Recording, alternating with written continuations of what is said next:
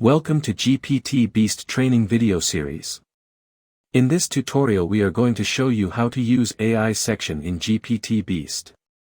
Go to left side menu and click on AI content. Now you are on AI content section. Here you can search your desired content using our AI content finder. Just use your desired keywords. And your content is ready.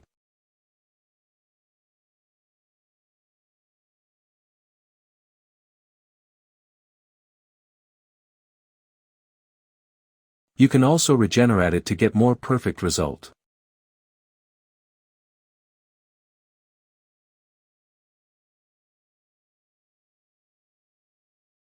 Copy it and use it in your desired place. To use AI graphics section, click on AI graphics from menu bar.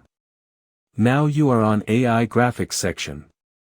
Here you can search graphics by using our AI graphics finder. Just use your desired keywords to find your desired graphics content. You can download it and use it whenever you want.